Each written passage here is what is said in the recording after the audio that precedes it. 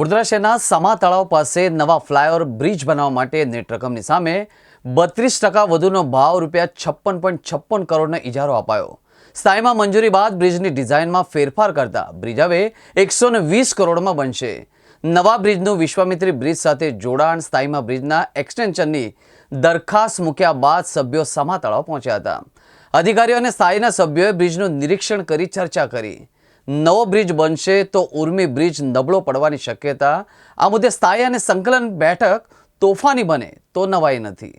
જે આ સમાનો બ્રિજ બની રહ્યો છે એનું નિરીક્ષણ કરવા માટે અમારા પેનલના સભ્યો અને અધિકારીઓ સાથે આજે સ્થળ વિઝિટ કરી છે।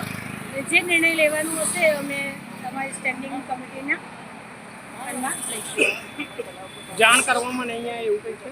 ના, એવો કંઈ વિષય અમારી પાસે છે નહીં, પણ અમે ચેરમેન સાથે અને અમારા બીજા સ્થાયીના સભ્યો સાથે બેસી અને આ વિષયની ચર્ચા કરીશું। સ્થાયી સમિતિમાં જે પણ એજન્ડા આવે છે એનો સ્થાયીના સભ્યો દ્વારા વિવિધ પાસાઓનો એનો અભ્યાસ કરવામાં આવે છે। એના ભાગરૂપે આજે અનેક સરકાર જે બ્રિજ બનવાનો છે બ્રિજમાં જૂની ડિઝાઇન અને નવી ડિઝાઇન એમાં શું ફરક છે, જૂની ડિઝાઇન અને નવી ડિઝાઇનથી લોકોને સગવડતામાં શું ફેરફાર થશે, દરેકે દરેક રૂપિયો અમારા સિટીઝન્સ અમારા નાગરિકનો ટેક્સના રૂપિયાનું વળતર એમને પૂરું મળવું જોઈએ એવો અભિગમ સ્થાયી સમિતિનો છે અને હર હંમેશ માટે રહેશે।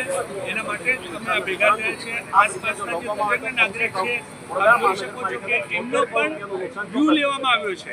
આ ઓફિશિયલ નથી કે આમ જ થોડું જોઈને ભેગા થયા છે, પણ એમની પણ જાણકારી એમની પણ સગવડતા વિવિધ પાસાઓનો અભ્યાસ કરવામાં આવ્યો છે। સ્થાયી સમિતિમાં ગઈકાલે એજન્ડા આવ્યા હતા કે સમા બ્રિજને એક્સટેન્શન માટે એક નવી દરખાસ્ત આવી હતી।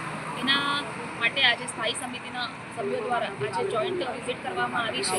આજે અત્યારે અમે આ સમા બ્રિજ પર ઊભા છે અને અહીંયા સ્થળ નિરીક્ષણ કરી રહ્યા છે કે કઈ ડિઝાઇન, જૂની ડિઝાઇન કે નવી ડિઝાઇન પ્રમાણે કામ કરવામાં આવે જેથી કરીને જે ટ્રાફિકનું ભારણ છે એ ઘટે અને વડોદરા શહેરની જનતાને એનો પૂરેપૂરો લાભ મળી શકે અને કોર્પોરેશનને પણ કોર્પોરેશન તિજોરીને પણ વધારે નુકસાન ન થાય અને ઓછા ખર્ચામાં સારું આપણે વધારે લોકોને આપી શકીએ અને સારી સુવિધા આપી શકીએ અને સારો બ્રિજ બની શકે એના માટેની આજે નિરીક્ષણ માટેની આજે અહીંયા અમે લોકો ઉપસ્થિત થયા છે અને અત્યારે અધિકારી સાથે ચર્ચા કરી રહ્યા છે કે આમાં આ બ્રિજમાં કઈ ડિઝાઇનથી આપણને કયો પબ્લિકને કેટલો લાભ મળી શકે અને આગળના ટાઈમ પર કોઈ પણ જગ્યાએ ટ્રાફિકની સમસ્યા ના ઊભી થાય એના માટે પણ પગલાં લેવા માટે પણ અને એના માટે સ્ટડી કરી રહ્યા છે। અને નિરીક્ષણમાં અમે લોકો જે પણ આવનારી સ્થાયી સમિતિમાં સંકલનમાં નક્કી કરીશું કે આ નવી ડિઝાઇન પ્રમાણે કે જૂની ડિઝાઇન પ્રમાણે કરવો છે। એના માટે આગામી જે શુક્રવારે સ્થાયી સમિતિ છે એમાં સંકલન કરીને અમે ગઈકાલે અમારે સ્થાયીનો જે એજન્ડા આવ્યો એમાં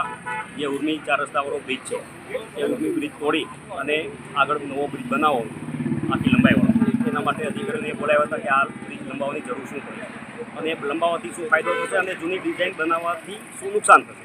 તો અધિકારીઓનું બહુ સ્પષ્ટ માનવું છે કે ભાઈ જૂની ડિઝાઇન પ્રમાણે કરીશું તો નુકસાન કોઈ પણ જાતનું છે નહીં, પરંતુ જો નવો બ્રિજ બનાવીશું નવી ડિઝાઇન પ્રમાણે તો એક તો આ ઉર્મીનો જે બ્રિજ છે નબળો પડશે, સાથે સાથે 70 કરોડ રૂપિયા જેટલું ભારણ મહાનગરપાલિકાને વધશે। અને આ જૂની ડિઝાઇન પ્રમાણે જો અમે બ્રિજ કરીશું તો બાજુમાં અમને 6 મીટર જેટલો સર્વિસ રોડ પણ મળે છે। એટલા માટે અમારા સાથી સ્થાયીના સભ્યો આજે રાજેશભાઈ અને એમની સાથે પણ મારી સાથે છે, એમનું પણ માનવું અસ્પષ્ટ છે કે ભાઈ આ જૂની ડિઝાઇન પ્રમાણે બ્રિજ થવો જોઈએ। સાથે સાથે સ્થાનિક લોકો પણ ખૂબ મોટી સંખ્યામાં છે, એ લોકોનું પણ બહુ સ્પષ્ટ માનવું છે કે ભાઈ આ ખાલી ને ખાલી જે જૂની ડિઝાઇન પ્રમાણે તમે અહીંયા જે કહી રહ્યા છો એ પ્રમાણે જ બ્રિજ થવો જોઈએ। એટલે મારા સભ્યોની અને બધાની પણ આ લાગણી છે। અમે આ વાત અમારી વડોદરા શહેરમાં સ્માર્ટ સિટી તરફ પ્રયાણ જ્યારે કરી રહ્યું છે ત્યારે વિવિધ જગ્યાએ બ્રિજો બની રહ્યા છે। વડોદરા શહેરના સમા તળાવ પાસે હાલ એક બ્રિજ બનવાનો હતો જે 56 કરોડના ખર્ચે બનાવવાનો હતો, પરંતુ જોવા જઈએ તો રાતોરાત 56 કરોડનો જે બ્રિજ હતો એને 120 કરોડમાં બનાવવાનો પ્રયાસ કરવામાં આવે છે। આ બ્રિજને લાંબો કરવાનો પ્રયાસ ક્યાંક કરવામાં આવ્યો છે। જોવા જઈએ તો ક્યાંક એવું લાગ્યું છે કે કોઈને ફાયદો કરાવવા યા તો ભાજપમાં બેઠેલા જે સત્તાધીશો છે મસ્ત મોટો ભ્રષ્ટાચાર આચરવા માટે આ 120 કરોડનો બ્રિજ મંજૂર કરવાની ચર્ચા વિચારણા ચાલી રહી છે, ત્યારે એને અમે સખ્ત વિરોધ કર્યા છે। બ્રિજ છે તે જૂની ડિઝાઇન હતી, એ જૂની ડિઝાઇનમાં જ બ્રિજ બનાવ્યા જેથી કરીને વડોદરા શહેરની જનતાના વેરાના રૂપિયા બચે, ખોટો મોટો ખર્ચો કરીને જનતાના રૂપિયા વેડફવાનો પ્રયાસ બંધ કરે અને જે રીતના ફાયદાની વાત છે એ ફાયદો કોઈને કરાવવા માટે વડોદરા મહાનગરપાલિકા આ કાર્યક્રમ જે ગોઠવ્યો છે એને રદ કરે તેવી અમારી માંગ।